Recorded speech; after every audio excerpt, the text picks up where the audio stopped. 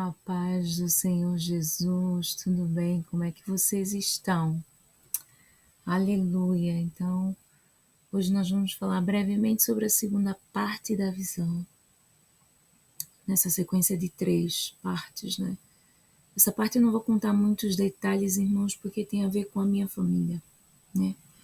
Então, já foi passado para a minha família e agora nós temos que orar e buscar a presença do Senhor para que Ele tenha misericórdia da nossa alma e que a mão dele, né, se estenda e livre e guarde em nome do Senhor Jesus. Nessa segunda parte do sonho, Deus,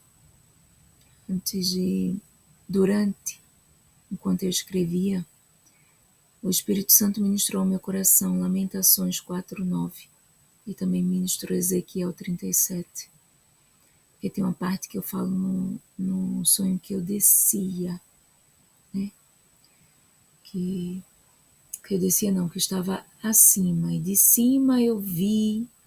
Então tem uma parte no versículo 1 de Ezequiel 37 que diz que ele foi levado, né? Ele foi levado em espírito, ele foi arrebatado em espírito, né?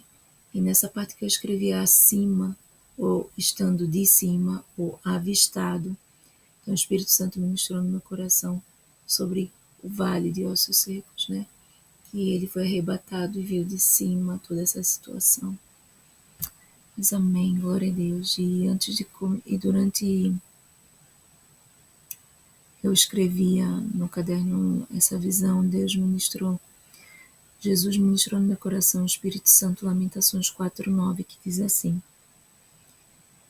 mais felizes foram as vítimas da espada do que as vítimas da fome, porque estas se definham atingidas mortalmente pela falta do produto dos campos.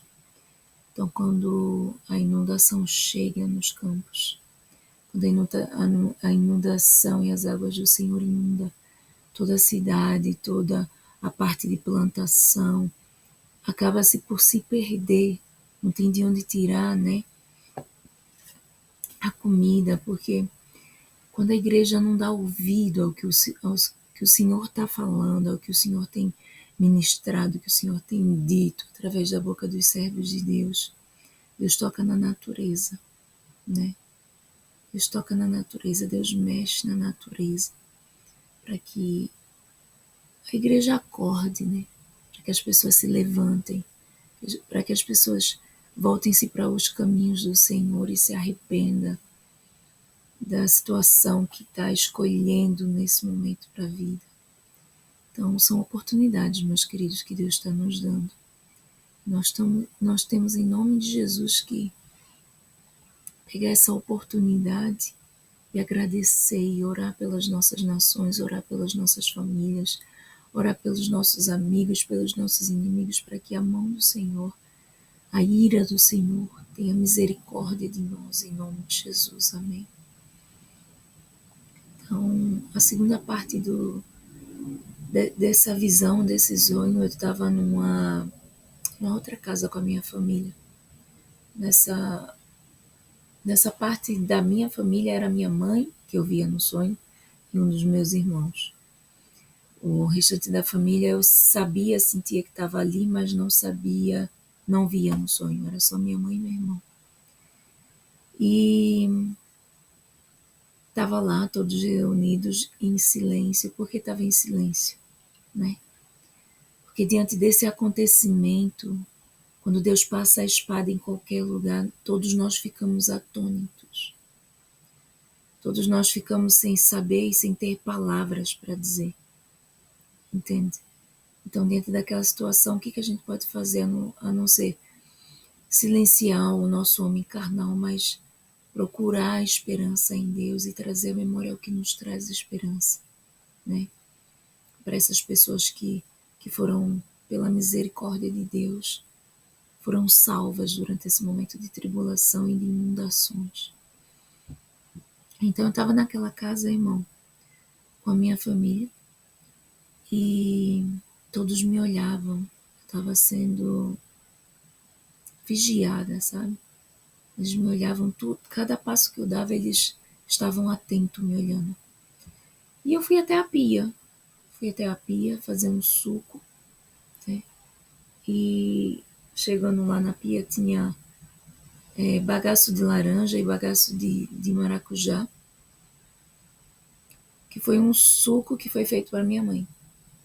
Então eu fui fazer um suco para mim. Então o meu irmão, ele contendeu comigo, né? Ele falou com uma voz muito estressada e muito, como eu posso dizer? Irmãos, eu estou tentando ser objetiva nesse vídeo. Ele contendia comigo, ele estava sendo rude, ele estava sendo incisivo, ao dizer assim: você vai fazer suco outra vez para a mãe, por quê? Entende? E o Espírito Santo ministrava no meu coração porque eu tinha que abrandar o furor dele, né? Eu tinha que abrandar. Então eu falava assim: irmão, falava o nome dele, irmão, eu sei que tá difícil, você tá bem, sei que a situação que estamos passando é de perecimento, né? Nem sei se existe essa palavra de perecimento, mas de perecer, estamos perecendo. Mas eu te amo, e eu comecei a lhe trazer esperança para ele, trazer palavras de amor do próprio Deus, que não vinham de mim, aquelas palavras.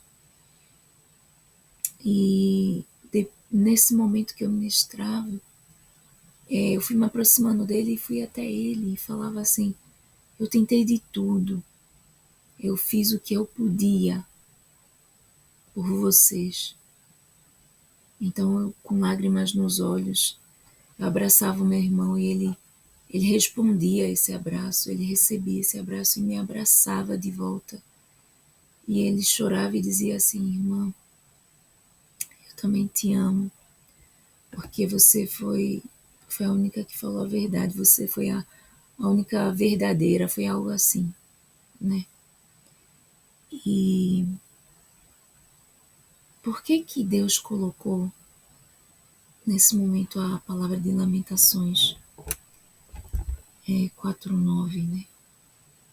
Quando esses acontecimentos devastadores da espada de Deus passam na terra, irmão, ele traz consequências de um modo global e geral.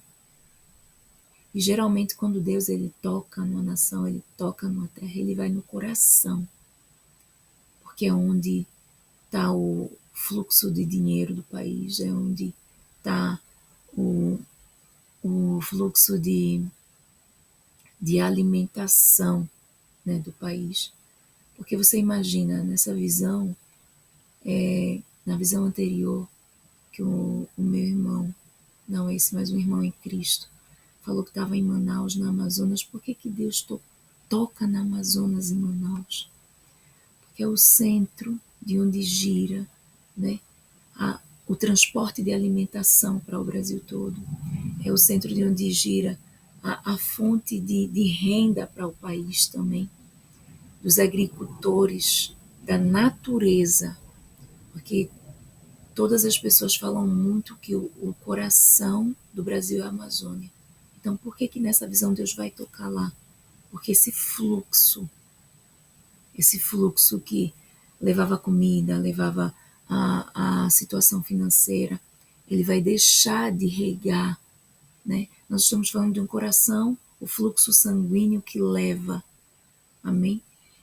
Então ele vai deixar de levar e de suprir a necessidade dessas pessoas, onde as pessoas vão começar a perecer, onde as pessoas vão começar a procurar comida e não vai ter comida. Então, em nome de Jesus, comece a se preparar, comece a orar, comece a interceder pela misericórdia de Deus, pela nossa nação, e não só pela nossa nação, porque vai se passar em muitas outras nações e em muitos outros estados do Brasil, em muitos, porque há muitos homens e mulheres de Deus falando e revelando as visões que Deus tem dado, mesmo em momentos de culto.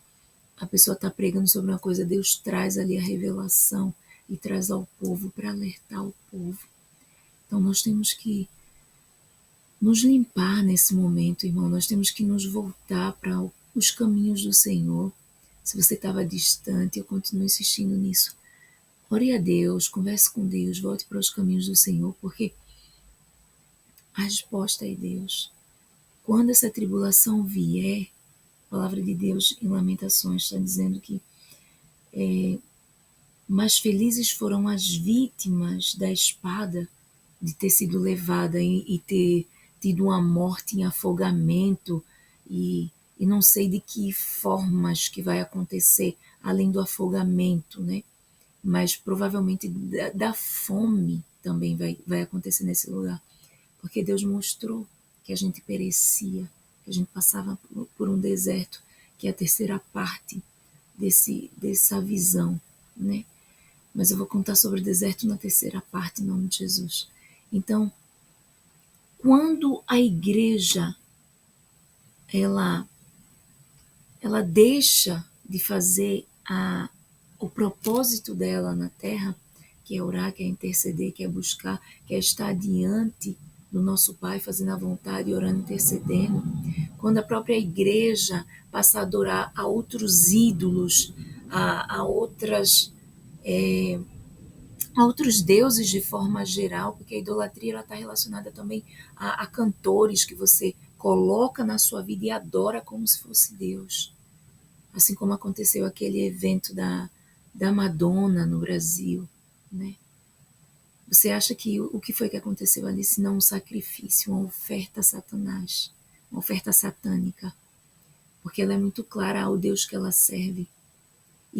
E nós, como igreja, né, temos que começar a repreender essas potestades, essas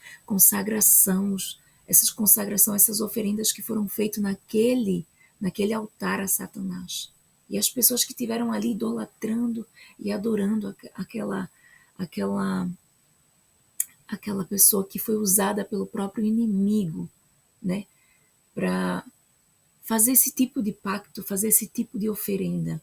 Então, em nome de Jesus, nós temos que nos levantar como igreja e intercedermos e orarmos em nome de Jesus e renunciar essas oferendas, renunciar em nome de Jesus, pedir perdão, entrar em campanha de jejum nas igrejas, amém?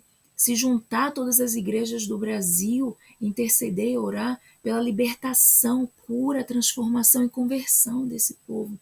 Porque essa mão de Deus, esse tempo que Deus tem avisado os profetas, é com amor, é exortando para que você se converta, para que você ponha a sua cara no pó, para que você interceda e jejue pela sua nação, para que a misericórdia e quem sabe Deus, né, ele não desista de passar a espada dele na terra, por misericórdia, por amor, porque por amor ele já está fazendo e por misericórdia também, que é avisando através da boca dos servos dele. Mas o que a igreja tem feito? A cada homem e mulher de Deus que fala sobre o que Deus tem trazido nas visões, o que Deus tem revelado aos corações, o que Deus tem revelado ao nosso espírito, o que a igreja tem feito? Tem cruzado os braços, tem ignorado as profecias vindas do trono de Deus, do próprio Deus. Então nós temos que nos levantar como igreja. Temos que nos levantar como igreja. Você tem que se converter do seu caminho mau. Você tem que abandonar a idolatria. Você tem que abandonar tudo o que você fazia que é contra o que está escrito na Bíblia, que é contra a vontade de Deus.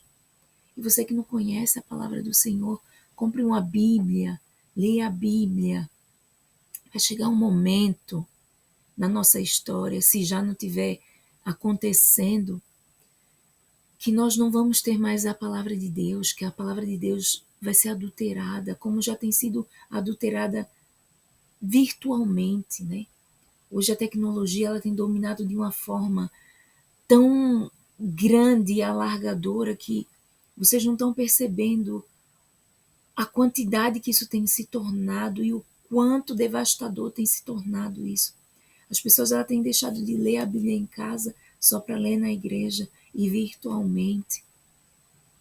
Sabe a única coisa que tem errado nisso? É que no virtual as pessoas podem mexer e na palavra de Deus, que é essa, ninguém pode alterar. Se você for agora na internet pesquisar o que é fé, vai aparecer a palavra de Hebreus 11, porque é em Hebreus que está escrito sobre o que é fé, que é a certeza das coisas que não se veem, mas que pela nossa atitude de posicionamento de crer naquilo que não vê, mas é a realização daquilo que os nossos olhos não vê, que passa a ter existência ao que os nossos olhos não vê. Então, pela nossa fé. Então, a fé é a existência das coisas que não existem no nosso olho natural, né? Traz existência às coisas que não existem no nosso olho natural, que a gente não consegue ver. Se você digitar isso, você vai ver que já está adulterada a palavra de Deus. Você vai ver que tem lá um alma. Quem é alma? Quem é alma? Na Bíblia não está escrito isso. Em Hebreus 11 não existe nada falando sobre a alma. Está falando sobre a fé. Então já está sendo adulterada. Então você tome cuidado com o que você está lendo, tome cuidado também com os louvores que você tem cantado, porque tem muitas palavras ali dentro que está distorcendo a adoração direta para Deus. Amém? Então tome cuidado com isso. Vamos nos levantar como igreja, vamos nos converter dos nossos maus caminhos, vamos abandonar a idolatria, o pecado. Não é hora mais de brincar de ser cristão, não é hora de deixar para lá, amanhã eu volto para Cristo, amanhã eu faço isso. Não, não é mais hora disso. Porque continuando aqui na palavra, mais felizes foram as vítimas da espada do que as vítimas da fome, irmã. Vai ter fome muito grande no nosso país, nos nossos estados, na nossa nação, porque Deus vai mexer diretamente no coração. Você tem que começar a se preparar, comece a armazenar alimento, comece a se arrepender dos seus pecados, comece a orar e interceder pela misericórdia de Deus, em nome de Jesus, para que Ele tenha misericórdia da nossa alma, das crianças, dos animais, das pessoas. Amém? E se você não quer receber essa mensagem, se você acha que isso é mais um vídeo, que isso é mais uma pessoa, que isso é mais um charlatão, que isso é mais uma pessoa falando qualquer besteira, irmão, eu sou uma pessoa que sou como você, né? Mas eu tenho me consagrado ao Senhor, eu tenho buscado a presença de Deus. E essa é a diferença de quem está no mundo e quem está nos pés de Deus. Quanto mais você se chega a Deus, Deus se chega a você e começa a trazer revelações e começa a trazer acontecimentos. Quanto mais você pede a Deus, eu pedi a Deus, Senhor, mostra o que falta para a gente se consertar, mostra o que falta, o que vai acontecer, o que está acontecendo que a gente não está enxergando ainda. E Deus, por misericórdia, porque eu não sou nada, irmão, eu não sou nada. Mas eu sou uma serva de Deus que tenta andar corretamente, seguindo a palavra de Deus. E há uma diferença. Quando você se achega a Deus, Deus se achega a você. Você começa ali a estar diante da presença do nosso grandioso e poderoso Deus. Amém? Então, busque a Deus enquanto ainda se pode achar. Porque na hora que você estiver na tribulação, na hora que as ondas começarem a inundar, num piscar de olhos, sem chuva, sem acontecimentos que poderiam fazer sentido para um homem, para nossa mente natural, Deus, quando quer fazer, Ele avisa primeiro. Ele revela primeiro aos seus profetas. Ele revela primeiro ao coração dos seus servos os acontecimentos. Nada acontece aqui sem antes Deus confirmar no coração dos profetas, dos servos de Deus. Então acorde. Acorde, porque não é tempo mais para brincar de ser crente, não é tempo mais para deixar para depois. A sua vontade, tudo que é da sua vontade você pode deixar para depois. Agora, sobre os acontecimentos seríssimos, irmãos, isso é sério. Isso é sério. Se você não quiser dar importância, olha, eu vou continuar orando a Deus para que Ele tenha misericórdia da tua vida e que Ele te mostre o caminho dele, que Ele se revele a ti de forma tão sobrenatural que você dobre o seu joelho e que você confesse com a sua língua que Ele é Deus, que Ele é o Salvador e que Ele é quem faz O Senhor é um Deus de amor, é um Deus de paz, mas Ele é um Deus de justiça. E Ele não está se agradando de tanta idolatria e podridão que o povo, que a igreja tem feito. As igrejas são hospitais. Há muitas pessoas que estão indo lá para cura, libertação, transformações. E muitas ainda não chegaram nesse lugar. É preciso de um acompanhamento.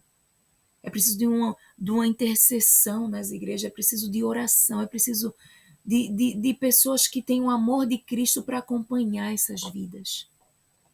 Então, você pode achar essas palavras duras, mas é em amor, amor, irmão, que eu tô tentando alertar os seus olhos, alertar os seus ouvidos, a sua mente e seu coração. Abra seu coração para Jesus Cristo entrar. Se ajoelhe no seu quarto, peça perdão a Deus. Se você não conhece a Deus, peça para Deus te visitar no quarto, e eu tenho certeza que Ele vai te visitar e vai falar contigo e vai te salvar e vai te restaurar. E a partir da tua vida, Ele vai salvar e a tua família vai ser alcançada e restaurada em nome de Jesus. Essa é a segunda parte da visão. Se você quer dar ouvido, irmão, você dê. Eu não estou obrigando você, não. Mas a minha obrigação é passar para frente, é passar para o povo, é passar para abrir os seus olhos, para tirar as escamas dos seus olhos, para que você veja que o verdadeiro evangelho, quando ele é pregado, ele exorta, porque ele ama. Ele quer que você ande nos caminhos. Por que os 10 mandamentos foi criado? Porque tinha tanta prostituição, idolatria, o povo estava fazendo o que queria, o que dava vontade. Isso subiu como abominável ao nosso Deus. E tantas terras foram destruídas e tantas pessoas foram mortas por essa espada de Deus. O que é que você está esperando para se consertar? Essa é a oportunidade da sua vida. O hoje, o agora. Não amanhã. O amanhã não te pertence. Você não controla o tempo. Você não controla nem a sua vida. Porque esse espírito que está dentro de você, o sopro de vida que está em você, que é o espírito que Deus colocou em você, é dele também. Amém? Então nós não fazemos parte desse mundo. E nós, como igreja, temos que nos posicionar como tal. Falando do arrependimento, falando do amor de Jesus, falando da volta de Jesus. Todos esses sinais, todos esses acontecimentos é a limpeza de Deus na terra, preparando para a volta dele. Então abra os seus olhos em nome de Jesus. Em nome de Jesus. Converta-se dos seus maus caminhos. Amém? Haverá inundações e haverá desertos, haverá seca, haverá fome. Porque quando as pessoas morrem, eu estava falando anteriormente, porque mais felizes foram as vítimas da espada do que a vítima da fome, porque estas definham. Imagina uma morte lenta, uma morte que vai definhando. Você não tem comida, você não tem comida, você não tem água, é uma morte terrível, irmão.